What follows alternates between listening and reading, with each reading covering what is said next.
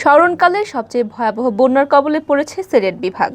বিশেষ করে সিলেট ও সুনামগঞ্জ জেলায় বিভীষিকাময় পরিস্থিতির সৃষ্টি হয়েছে। এই দুই জেলা পড়েছে দীর্ঘস্থায়ী বন্যার কবলে। সংশ্লিষ্টরা বলছেন, অন্যান্য সময় বন্যার পানি দ্রুত নেমে গেলেও এবার একেবারেই ধীরে ধীরে নামছে। এর পেছনে নদীর নাব্যতা সংকট, হাওরে অপরিকল্পিত অবকাঠামো নির্মাণ, হাওর ভরাট হয়ে যাওয়া প্রভৃতি কারণকে দায়ী করছেন তারা।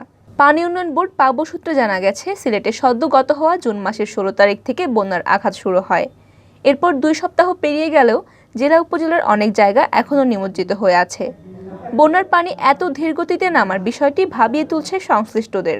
সিলেটের শাহজালাল বিজ্ঞান ও প্রযুক্তি বিশ্ববিদ্যালয়ের পুর এবং পরিবেশ কৌশল বিভাগের অধ্যাপক মুশতাক আহমদ বলেছেন, সাধারণত সিলেটের পানি সুনামগঞ্জের দিরাই উপজেলার কালনী নদী দিয়ে ভৈরব হয়ে মেঘনায় গিয়ে মেশে।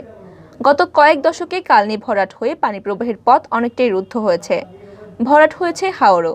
তাই এখন বৃষ্টিপাত কমে এলেও বন্যার পানি সহজে নামছে না।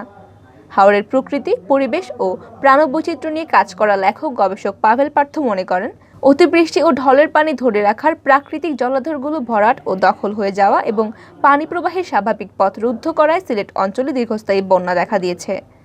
পানি উন্নয়ন বোর্ড সিলেটের নির্বাহী প্রকৌশলী আসিফ আহমদ বলেন, হাওরে যেভাবে আগে পানি নামতো এখন সেভাবে নামছে না। সুনামগঞ্জের হাওরগুলোর পানি যদি ধারণ ক্ষমতা আগের মতো থাকতো, তবে সিলেটে পানি জমে থাকার সুযোগ পেত না। তিনি জানিয়েছেন, ভবিষ্যতে বন্যা এড়াতে সিলেটে নদী খনন করা হবে। তবে নদী খনন যাতে কার্যকর হয় এবং নদী খনন করে মাটি যাতে আবার নদীর তীরেই ফেলে রাখা না হয়, সেদিকে গুরুত্ব দেওয়ার কথা বলেছেন হাওর ও পরিবেশ উন্নয়ন সংস্থার সভাপতি কাশ্মীর রেজা। তিনি বলেন, নদীর মাটি নদীতে ফেললে খনন নয়, কার্যকরী নদী খননের উদ্যোগ নিতে হবে। এবার বন্যার ভয়াবহতা দেখে আমরা বুঝেছি এমন বিপদ সামনে আরও আছে।